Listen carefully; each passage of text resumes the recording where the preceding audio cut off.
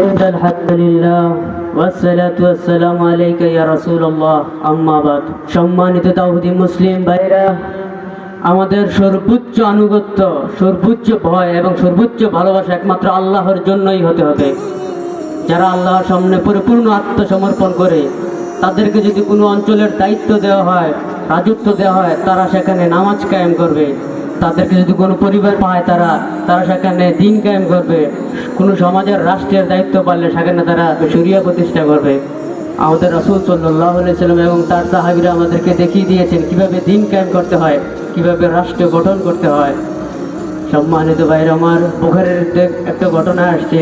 রাসূল সাল্লাল্লাহু আলাইহি সাল্লাম যখন মদিনা থেকে বিশ্বকে চ্যালেঞ্জ করেছিলেন, আবু সুফিয়ান বলতেছে মুহাম্মদ ইবনে আব্দুল্লাহর ভয়ে হিরাক্লিয়াসের বাদশা কাঁপতেছিল। হযরত হারবি মিলহান রাদিয়াল্লাহু যখন দাওয়াত নিয়ে গিয়েছিল কুফারদের কাছে, তারা বর্ষার আঘাত দিয়ে তাকে বুক চিরে ফেলেছিল। তারপর সে রক্ত মাখতে মাখতে বলতেছিল যে রব্বে কাবার কসম, আমি সফল হয়ে গেছি, এই রক্ত সাক্ষী যে আমি সফল হয়ে গেছি। আমার পারস্যের সেনাপতি রস্তম যখন মুসলমানদের সাথে যুদ্ধ করতেছিল, গোয়েন্দা পাঠালো এক সময়। গোয়েন্দা গিয়ে দেখলো আল্লাহর ভয়ে সাহাবীরা কান্নাকাটি করতেছে। তারপর তারা গিয়ে বলতেছে যে মুসলমানরা তো ভয় পেয়ে গেছে, মুসলমানরা ভয়ে কান্নাকাটি করতেছে। তারপর কম প্রস্তুতি নিয়ে তারা ময়দানে আসলো। তারপর যখন কুফারদের কচু কাটা করতেছিল, তারা তো ভয় পেয়ে অবাক হয়ে গেল, কিরে। তারপর আবার দেখতে এলো গোয়েন্দারা, সে কাছ থেকে দেখলো যে তারা শাহাদাতের জন্য কান্নাকাটি করতেছে। তখন বলল, তাদেরকে আপনি কিভাবে হারাবেন? তারা তো মরার জন্যই কান্নাকাটি করে, শাহাদাতের জন্যই কান্নাকাটি করে। বারবার সম্রাট হারতেছিল।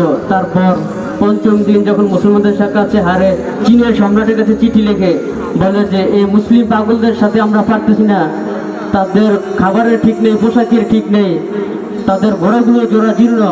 কিন্তু তারা যখন প্রতিপক্ষের সামনে দাঁড়িয়ে যায়, এক একজন অগ্নি স্ফুটলিঙ্গের মতো লড়াই করে। তারা যদি রাজাও অন্যায় করতো, রাজাকেও শাস্তি দিত। তারা গরিব ধনী শক্তিশালী দুর্বল এক কাতারে খায়, এক কাতারে দাঁড়িয়ে যায়, এক কাতারে বসে। তারা আসমান দেখে না, জমিন দেখে না, তারা পাহাড় দেখে না। তাদের সামনে যদি বাঘ আসে, বাঘকে হুঙ্কার দিয়ে বলে, সরে যাও, তোমরা জানো আমরা কারা? আমরা মুহাম্মদ সাল্লাল্লাহু আলাইহি সাল্লামের সৈনিক। ভাইরা, সাফওয়ানা রাদিয়াল্লাহু তাআলা যখন এই কথা বলল, বাঘ রাস্তা দেখিয়ে তাদেরকে নিয়ে যাইতেছিল। ভাইরা, আমরা সুন্দর মেয়ে এবং মদের পেয়ালাকে যতটা পছন্দ করি, তারা আল্লাহর রাস্তায় জীবন দেওয়াকে তার চেয়ে বেশি পছন্দ করে।